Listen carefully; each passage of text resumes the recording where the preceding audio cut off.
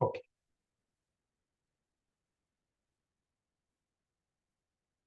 Muy buenas noches a todos.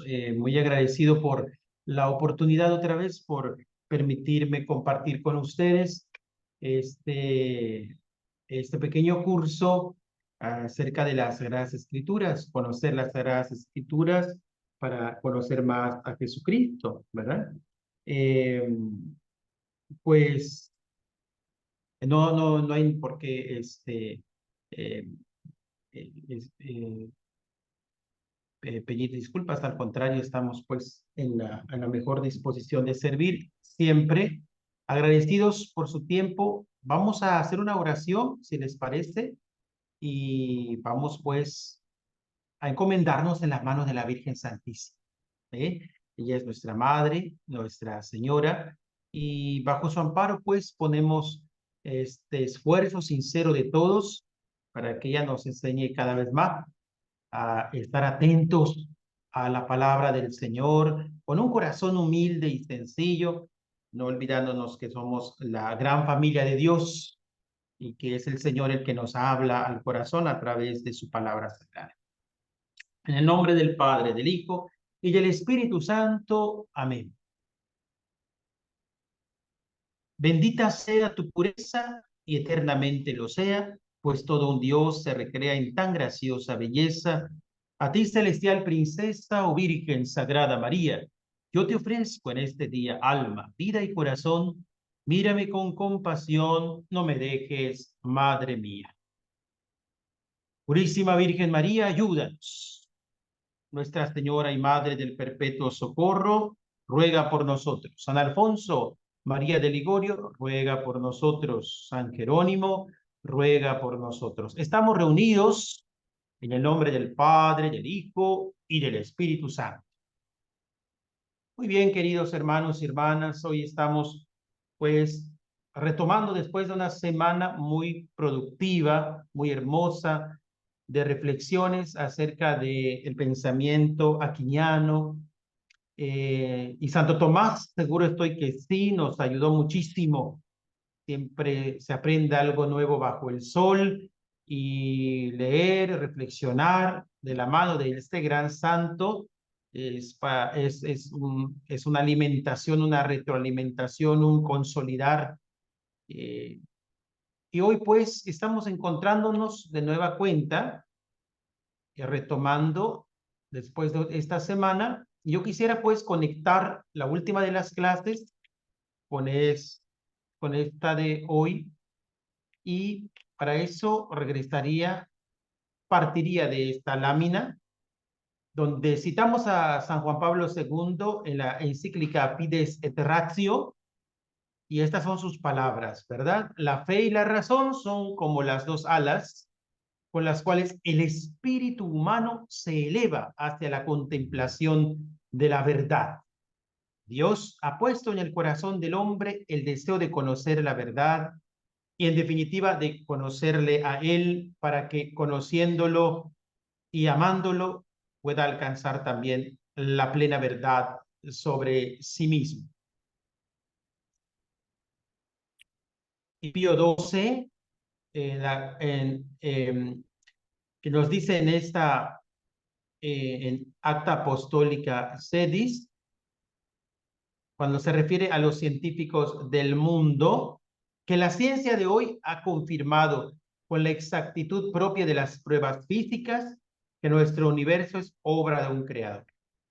Bien, entonces no temamos pues que la capacidad racional a través del método inclusive empírico nos pueda ayudar en este estudio, en este acercamiento a la Sagrada Escritura, aunque pues no sea el método teológico y no es su campo dar la reflexión que nos da la teología, pero sí nos da herramientas, sí nos da pautas para poder, repito, eh, conocer más, profundizar sobre ciertos eventos en torno a la Sagrada Escritura.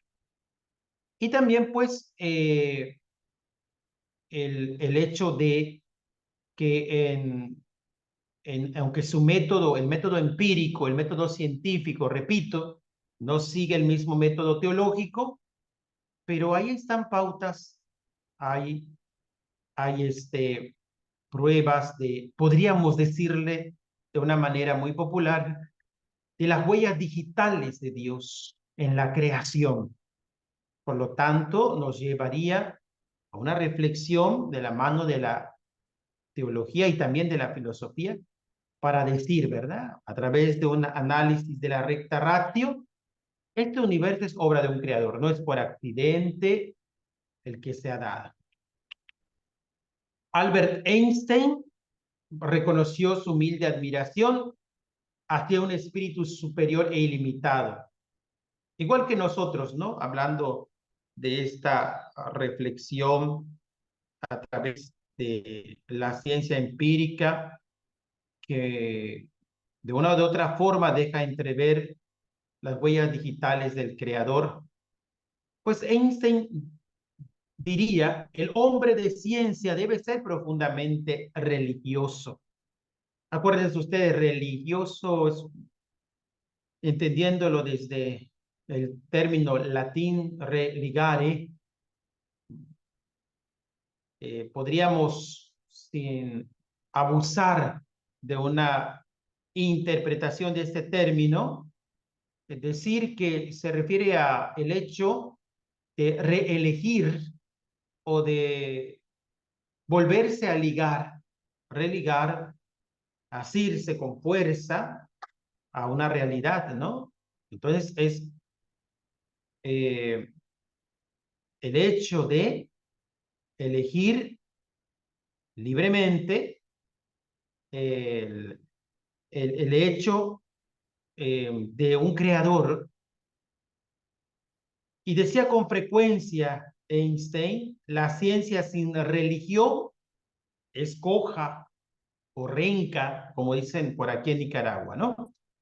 La ciencia sin religión es renca y la religión sin ciencia es ciega, ¿no?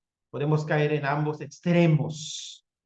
Cuidado con este ambos extremos, radicalizarse en ambos extremos. Nuestra visión, y más en una academia, debe ser una visión amplia, abierta a esta búsqueda sincera, ¿verdad? De la verdad en esta actitud humilde de aprender, de conocer, de informarse también, ¿verdad? Sobre la valiosa opinión de otros que inclusive puede ser que no piensen como nosotros o no sean de nuestro mismo punto, nuestra misma fe o nuestro mismo credo, pero que en el caso de la ciencia empírica, pues nos dan esas pautas para llegar a esta conclusión de un Dios creador.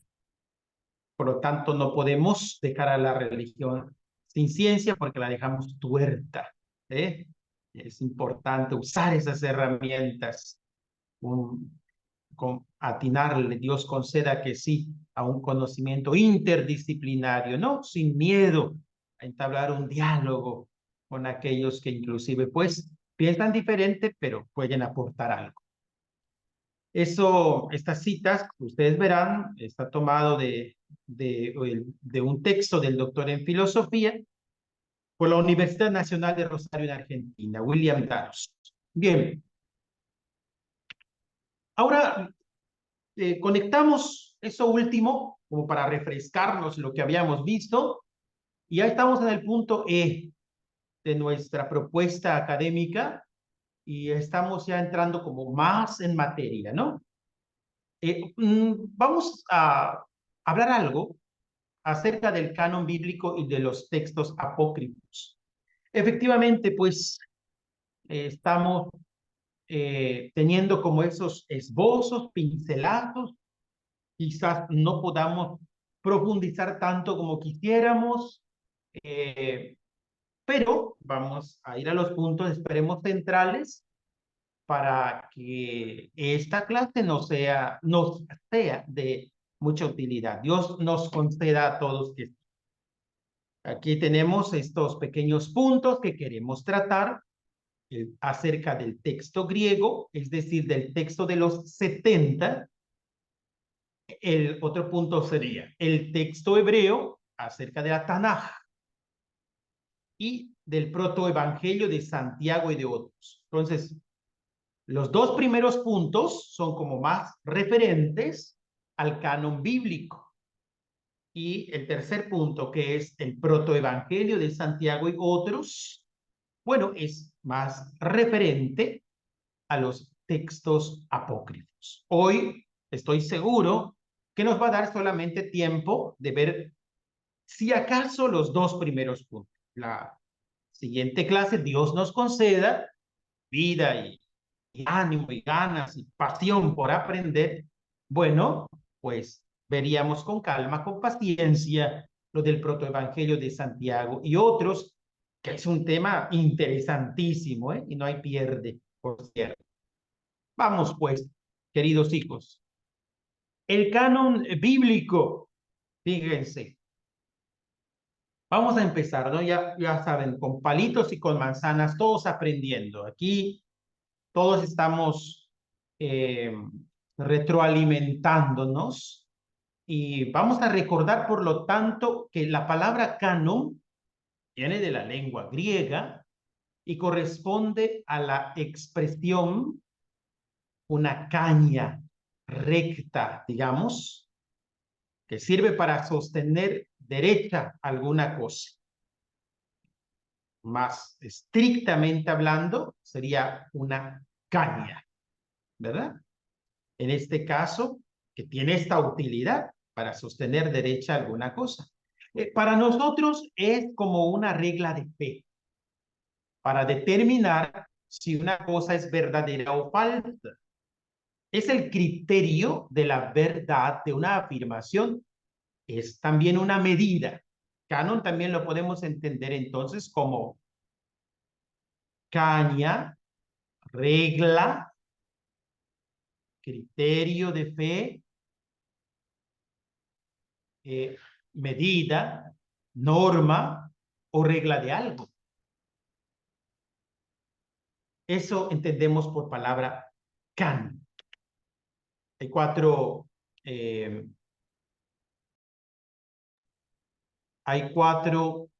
cánones o listas oficiales de los libros de la Biblia, ¿verdad?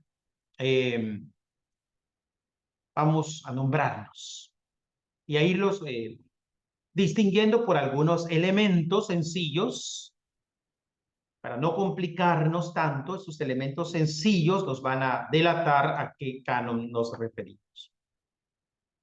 Antes de ir a esto, me gustaría, pues, si ustedes tienen por ahí la Biblia, que busquen rápidamente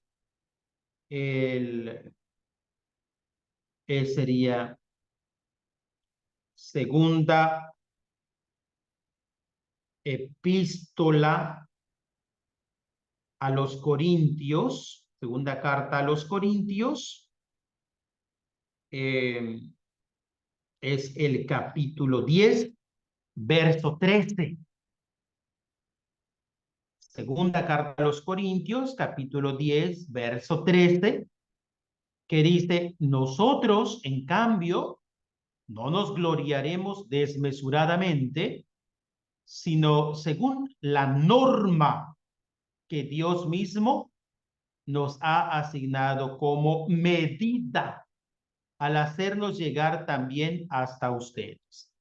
Está ahí hablando San Pablo de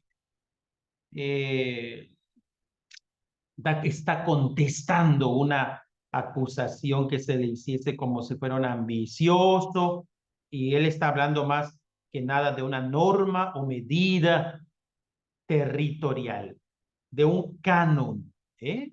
Fíjese, esto para iluminar un poco más lo que decíamos acerca del canon como regla, como norma, como medida. Esta es como una medida territorial, ¿verdad? Diciendo que no se van a tomar lo que no les corresponde. interesante. Y luego, si ustedes quieren, también, pues está, fíjense, la carta a los Gálatas, capítulo 6, carta a los Gálatas, capítulo 6, es el verso 16, donde dice también el apóstol: y para todos los que se sometan a esta regla, paz y misericordia, lo mismo que para el Israel de Dios. Es decir, aquí sí es más una regla o norma moral. Anteriormente, en lo que leímos de la segunda epístola a los Corintios, decíamos, era una medida, regla más territorial, a dónde no iban a pasar, que no se iban a tomar como suyo, no los mueve la ambición. Y aquí en la epístola a los Gálatas, capítulo 6, verso 16, pues se está hablando de esta regla más moral, ¿no? Para todos los que se sometan a esta regla, paz y misericordia. Lo mismo que para el Israel de Dios estaban hablando sobre el tema precisamente de que Dios libre a San Pablo, decía así él, de gloriarse si no es en la cruz de nuestro Señor. Muy bien. Eso para ver que bíblicamente encontramos mucho esta palabra canon, que entendemos, en síntesis decimos, como una regla de fe, como un criterio de verdad, como una medida, como una norma o como una regla de algo. En nuestro caso, bíblicamente hablando, pues es una regla de fe para determinar si tal cosa es verdadera o falsa. Bien, ahora sí, vamos a estos cuatro cánones o listas oficiales de libros de la Biblia. El canon de los judíos. Ellos solo aceptan 39 libros del Antiguo Testamento. No aceptan ningún libro del Nuevo Testamento. Es decir, que para ellos el canon, volvemos a decirlo, para ellos solo son verdaderos. Para ellos solamente son aceptados 39 libros. Estamos hablando 39 libros del Antiguo Testamento. Decíamos, ningún libro del Nuevo Testamento. Segundo, canon de los protestantes. Estamos hablando de las iglesias protestantes. Recuerden ustedes que en algún momento hablábamos eh, de religiones madre, a saber, generalmente se nombran la hindú, la musulmana, la judía, eh, la católica, ¿no?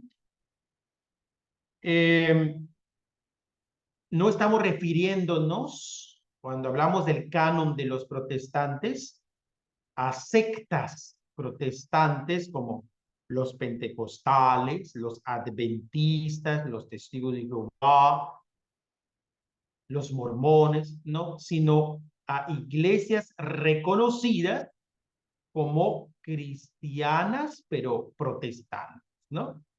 Las que se desprenden más en esos tiempos de la Reforma. Ellos aceptan 39 libros del Antiguo Testamento y 27 del Nuevo Testamento. En total aceptan 66 libros.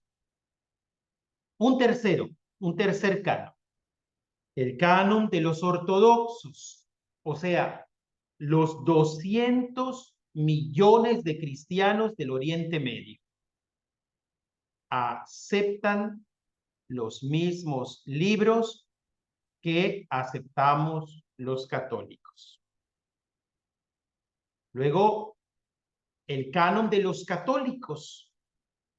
Bueno, aceptamos los 46 libros del Antiguo Testamento y los 27 libros del Nuevo Testamento. En total, estamos hablando de 73 libros. Esto del canon de los católicos ya va cuajando con las primeras láminas, las primeras diapositivas, donde decíamos precisamente que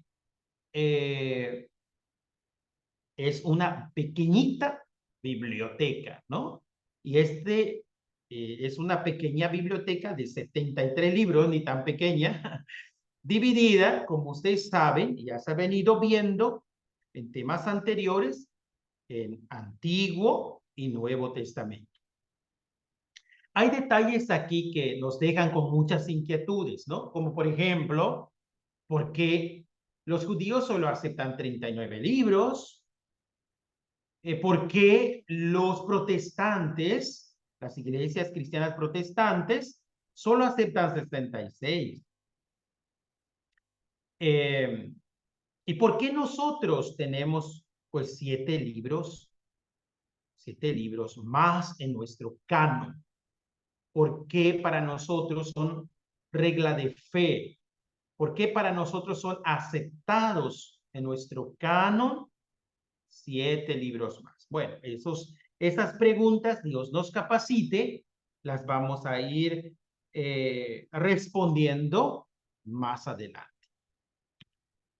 ¿Qué criterios tuvo la iglesia para saber que un libro es inspirado? Eso es importante, mucho, ¿verdad? Porque pues no se trata de una imposición autoritaria, como algunos pueden pensar. Al contrario, de hecho ya lo vimos en sesiones pasadas, no estamos tan en cero. Les hago una pequeña reminiscencia, recordar un poquito, ¿verdad? Que cómo se fue armando, inclusive recuerdan las citaciones, los capítulos, los versículos, y que al final, pues, la iglesia, allá en el siglo XVI, la iglesia presenta, y de hecho, pues, también ratifica en el Concilio de Trento, ¿verdad? Este canon inspirado frente a las posiciones protestantes, que ya venían haciendo ciertas traducciones, pues mutilando ciertos libros, ¿no? Eh, eh, Planteando otros cánones, otras listas oficiales. Entonces, la iglesia primero tiene estos criterios para el Antiguo Testamento, ¿no? Para saber que son libros inspirados. Miren, está el texto griego de los 70. Este texto griego que hay que comprender que al abrirse el cristianismo a la gentilidad, recuerdan ustedes, sobre todo con la persona imponente no en el sentido de que era un prepotente, sino de gran autoridad, de conversión profunda y a la vez de gran humildad, que hasta llegaba a decir, porque cuando soy débil, entonces soy fuerte, porque el gran Pablo de Tarso reconocía su pequeñez delante de Dios luego de que había sido tenido y él mismo se había concebido como una gran lumbrera de su tiempo que hasta inclusive nos cuenta Hechos de los Apóstoles, iba a buscar con permisos de las autoridades de su tiempo a los cristianos para traerlos encadenados. Pues este gran Saulo, Pablo de Tarso, de tener el nombre de Saulo como Saúl, el primer rey del pueblo de Israel, grande, imponente, el Señor lo ubica, ¿no? Y le dice que es Paulo, de donde viene paulatino, es decir, pequeñito, no es el gran hombrezón que a sí mismo, ¿verdad?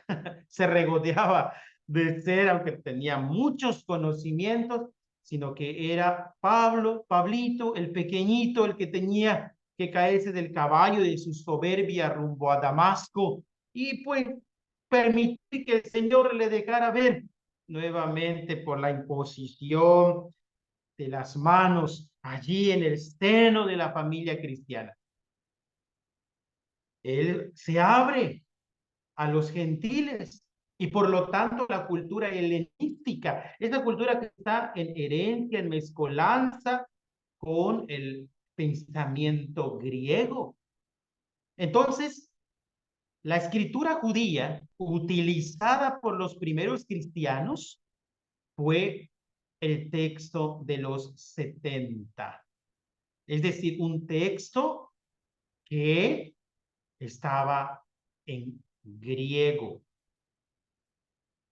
En la Biblia de los 70 están los libros protocanónicos y los deuterocanónicos del Antiguo Testamento. No se agobien, queridos hijos, si ustedes ven estas palabras, protocanónicos y deuterocanónicos. No sé, ahorita vamos a intentar clarificar qué es. Lo que nos interesa ahora saber en este primer criterio para el Antiguo Testamento es recordar esto, ¿verdad? Que había un texto griego que la iglesia tomó en cuenta y es un texto griego del Antiguo Testamento, ya dijimos. Acuérdense ustedes que todo el Nuevo Testamento, ya lo veremos más adelante, solo lo anticipo para captar más este punto. Todo el Antiguo Testamento, todo el Nuevo Testamento, pues se gestó en el seno de la iglesia que Jesús fundó. Todo el Nuevo Testamento es autoría de la Iglesia Católica, de la Iglesia Cristiana. Pero ya el Antiguo Testamento, pues ya digamos, un patrimonio que nos viene de nuestros hermanos mayores en la fe, los judíos. Pero había una versión griega, la de los 70. Ya hablaremos más de cómo se dio. Eso primero hay que tenerlo en cuenta. Eso ya está. Un segundo punto, B, un inciso B, que también hay que tomar en cuenta que fue un criterio, ¿verdad? Para poder distinguir un texto revelado por Dios. Uso en el culto. Ok. Parece ser que en la liturgia sinagogal se leían cíclicamente cada 3 años los libros de la Torá y de los profetas. Tampoco se conflictúen mucho con esa palabra Torá, ya vamos a ver. Pero tengamos esto en cuenta. Esos textos del Antiguo Testamento se leían cíclicamente, parece ser cada 3 años, en la liturgia de la sinagoga de los judíos. Eso es historia. Entonces, con el tiempo, la lectura se extendió también a los escritos. El uso cultico de un libro significa un reconocimiento, al menos implícito, de su carácter sagrado. Es decir, todos esos escritos, todos esos libros, el pueblo judío, nuestros hermanos mayores en la fe, pueblo que con el que el Señor, con el que Yahvé pactó alianzas de amor preciosas, ellos usaban en su liturgia esos textos que tenían por sagrados. Por otra parte, la iglesia primitiva utilizó la Biblia judía en el propio culto dominical. Aún colocándonos en un terreno hipotético, es de suponer que los judíos en diáspora usarían para su culto todos los libros incluidos como sagrados de la Biblia de los 70. Es decir, nuestros antepasados en la fe, eh, bisabuelitos, tatarabuelitos, estos primeros cristianos, pues en sus encuentros litúrgicos dominicales, que Hechos de los Apóstoles nos recuerdan, ustedes sabrán de memoria esa cita más que yo, perdonen que se las diga, Hechos 2:42. ¿Recuerdan? Eh, ellos tenían muy en cuenta ahí la enseñanza de los apóstoles, la oración, la fracción del pan, la caridad. Nos dice Hechos de los Apóstoles.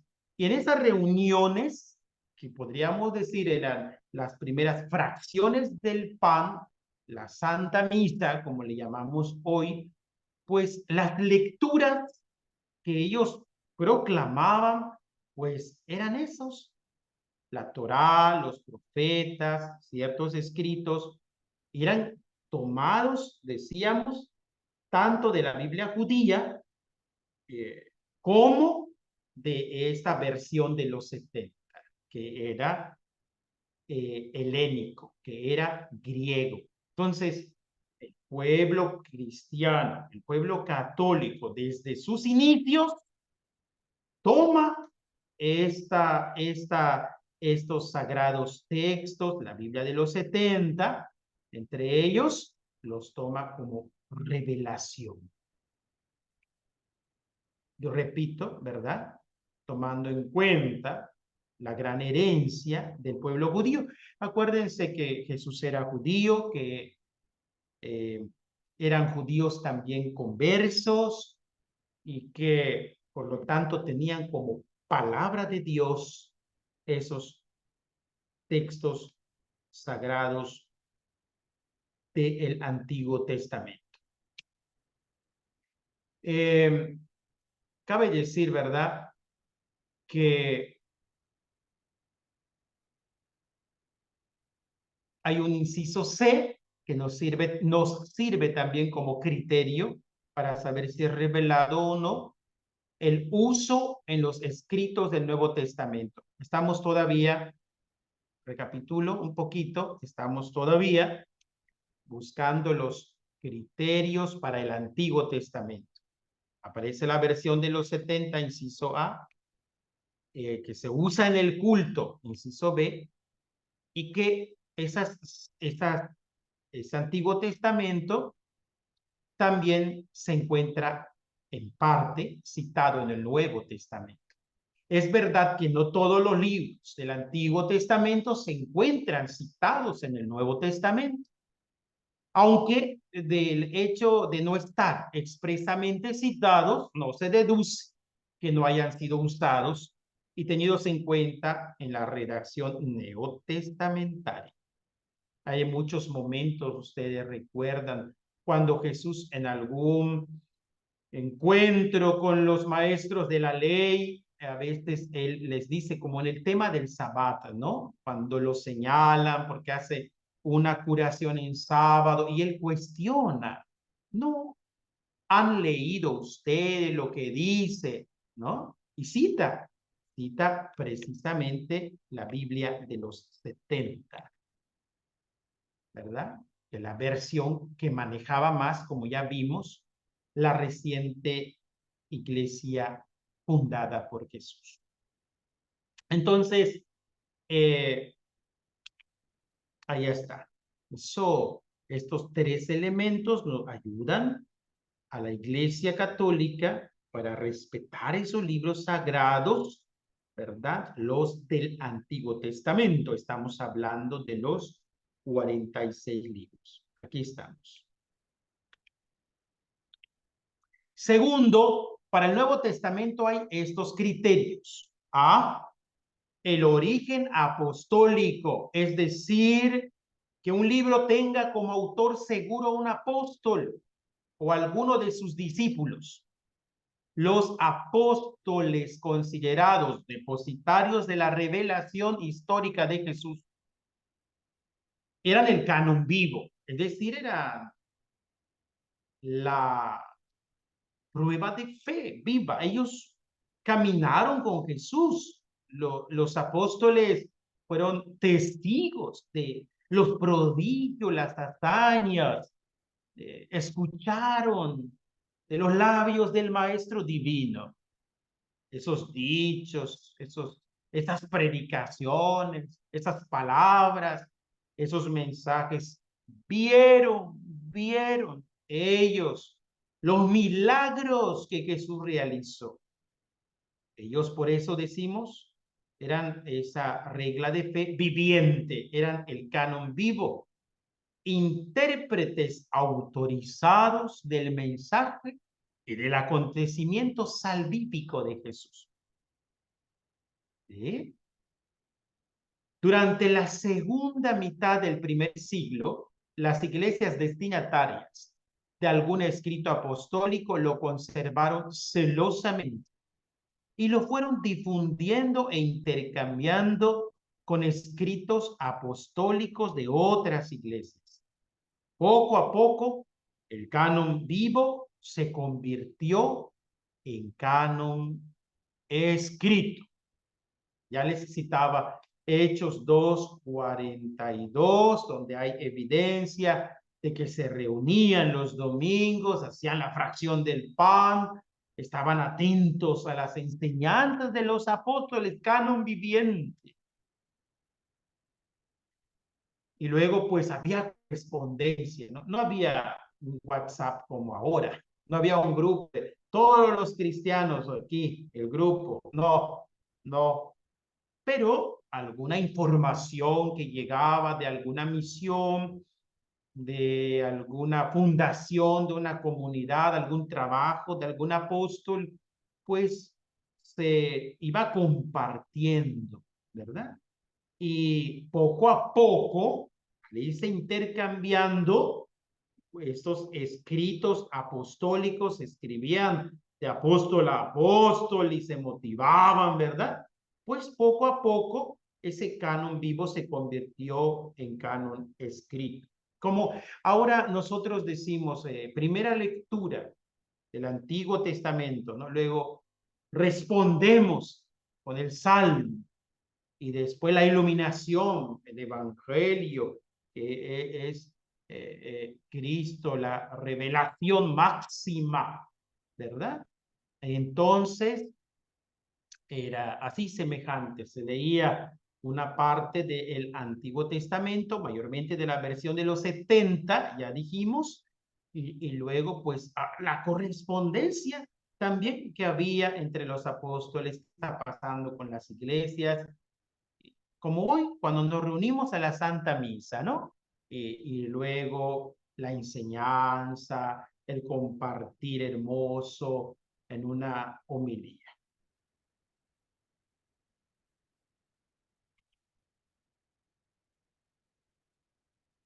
Aquí hay un inciso, el origen apostólico de estos textos son criterio para ver si son revelados. Estamos hablando del Nuevo Testamento.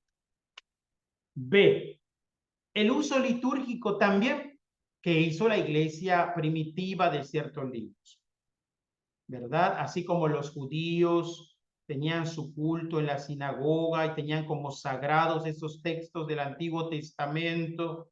Bueno, pues también los libros que fueron usados por los apóstoles y las primeras comunidades cristianas seguramente son canónicos. Los textos, como ya dijimos, las cartas, ¿verdad?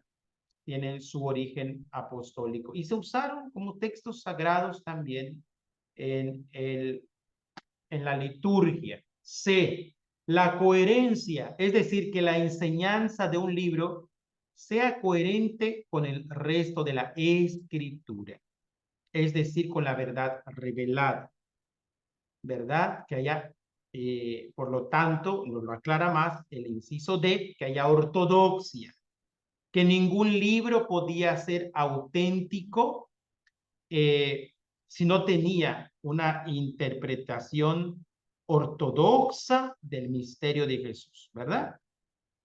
Si había algo en algún texto que contrariara esa interpretación del misterio de Jesús, cómo se había formado con la tradición viva de los apóstoles, que eran el canon viviente, entonces era sospechoso. Ese texto se ponía en duda porque esto no lo enseñaron los apóstoles, ¿no? Y los apóstoles eran muy atentos a esto, ¿verdad?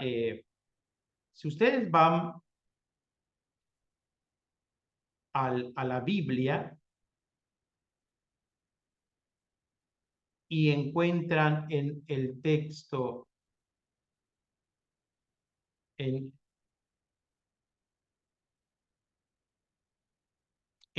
vayan a Gálatas 1:8, Gálatas 1:8, fíjense que como eran de cuidadosos en lo que los apóstoles les enseñaron, ¿verdad?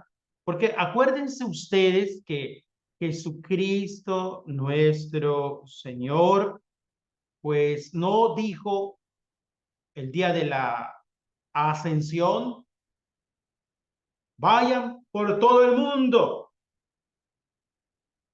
y fórcenlos, impónganles este libro que les estoy dando, que tiene 46 del Antiguo Testamento, 27 del Nuevo Testamento. No, no. De hecho, Jesús, que se sepa, no dejó escrito absolutamente nada. Son los apóstoles, los sucesores de los apóstoles. Y en la iglesia, lo decíamos hace rato, en el seno de la iglesia, en las comunidades cristianas, donde se va gestando todo el hermoso y bello Nuevo Testamento. De hecho, Hechos de los Apóstoles cuenta, narra esos acontecimientos maravillosos de la predicación, de cómo la iglesia iba anunciando la alegría de la resurrección, dando testimonio vivo. Cuando digo testimonio vivo, no es que hablaba bonito y que hacía llorar a la gente, el predicador con su grande oratoria. Claro, era guiada por el Espíritu Santo, pero el Espíritu Santo no anula en el ser humano, no anula en el predicador sus aptitudes humanas. Entonces, ellos, esos hombres, pescadores, muchos de ellos artesanos, campesinos, no todos letrados, no todos catedráticos, ahí poniendo sus talentos, como Pedro, ¿se acuerdan? Que primero negó al Señor 3 veces y luego dice Hechos de los Apóstoles que salió como el que está al frente y dijo, hombres, mujeres, ustedes que da el gran discurso, la gran prédica que genera una gran conversión, pero se sabía que ellos eran ese canon viviente y por lo tanto, fíjense cómo dice Gálatas 1:8, pero si aún nosotros o un ángel del cielo les anunciara otro evangelio contrario al que les hemos anunciado, sea anatema. Era muy celoso, se cuidaba, ¿verdad? Porque estaban surgiendo muchos evangelios. Ya lo vamos a ver. Ese es el texto de los, esa es la parte de los apócrifos. Pero les anticipo un poquito. Ya estaban surgiendo muchos evangelios y quién decía la verdad y con qué intención y con qué autoridad y por qué lo escribe. Entonces, la ortodoxia era un elemento muy importante. Que sea fiel a lo que la tradición viva de los apóstoles había enseñado, porque acuérdense que la revelación, pues, la hemos recibido como católicos en la Sagrada Escritura, pero también en la tradición, en la Sagrada Tradición. Nosotros, los católicos, a diferencia de los protestantes, no decimos solo la Escritura, no decimos solo Sagrada Biblia. No, para nosotros está claro que fue primero la tradición viva de los apóstoles, que después, como ya dijimos, se convirtió, ¿verdad? En un texto, en un canon escrito. Poco a poco se convierte en un canon escrito, porque hay muchas otras cosas que Jesús hizo, pero no están contenidas en la Sagrada Escritura.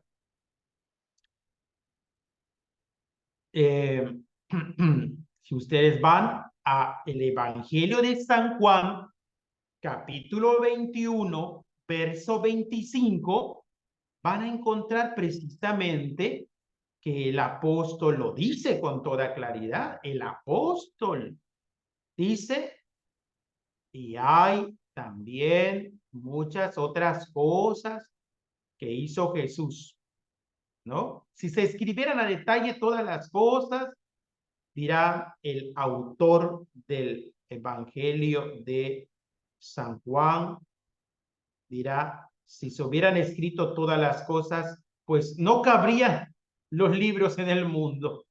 En la Biblia está aquello que el Espíritu Santo quiso que esté, y por medio de sus agiógrafos se ha contenido.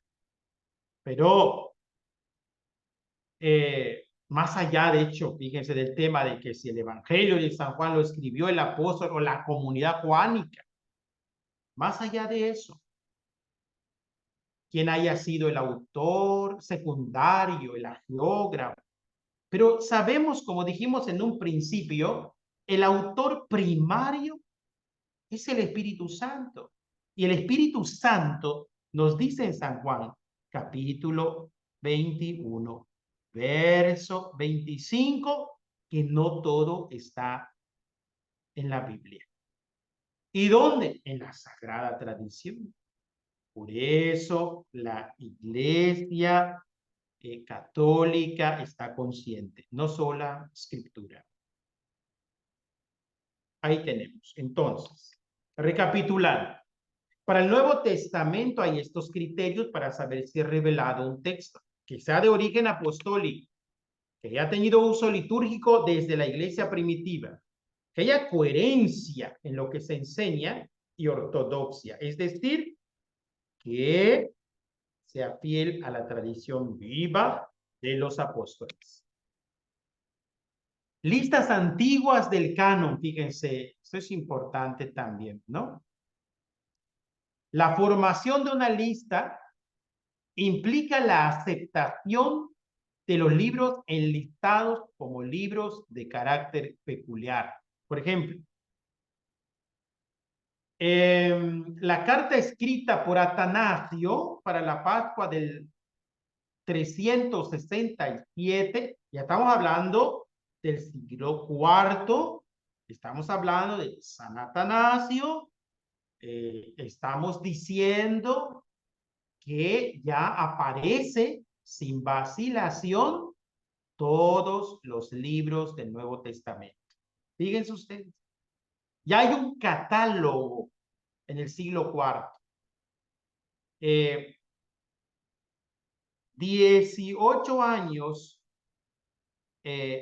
más tarde de lo que escribió San Atanasio, pues aparece la figura de San Jerónimo, ¿verdad? Del cual hemos tomado como inspiración su frase para titular esta sesión, estos encuentros, ¿verdad? quien no conoce las Sagradas Escrituras no conoce a Jesucristo, dijo el santo. Y entonces esa lista, que desde el 367 ya se acepta, también pues la acepta San Jerónimo y la divulga en Occidente a través, como ya dijimos en un inicio, de las sesiones de su traducción oficial latina llamada la Vulgata.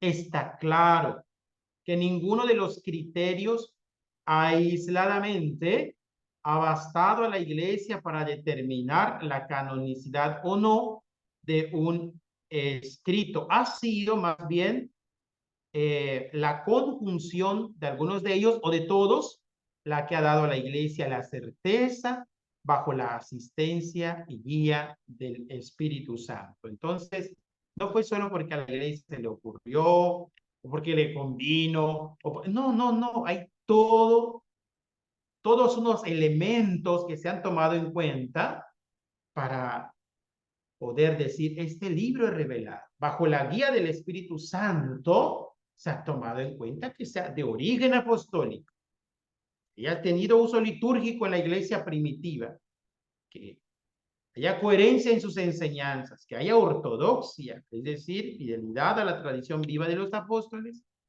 y pues también tomando en cuenta que han habido listas antiguas de quienes ya han sido expertos, digamos, en estos temas, como San Jerónimo y San Atanasio, y que ya han dado por asentado estos textos. Entonces, no es uno solo, no es que es porque lo dijo Atanasio o lo dijo San Jerónimo, no, es porque hay otros elementos de los que ya hemos nombrado que sustentan que efectivamente ese libro no es un libro apócrifo.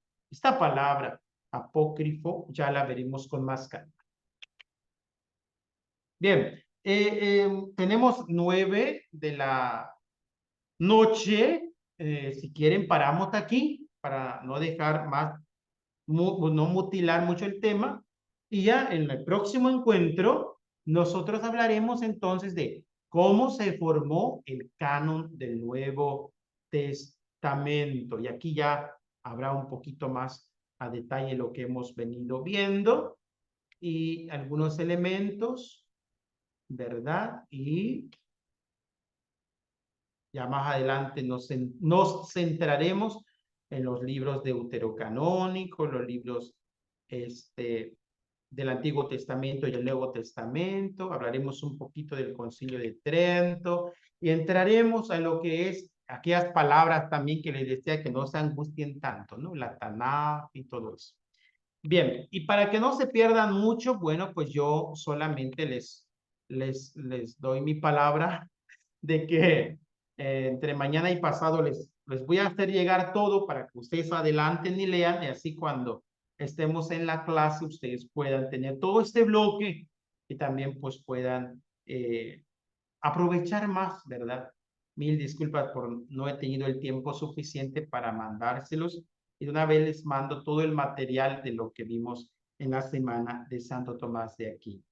Que Dios les pague su paciencia y bueno, pues si quieren lo dejamos hasta aquí por el momento. Bien, padre. Buenas noches, soy Mariela. Buenas noches. Paramos la grabación entonces.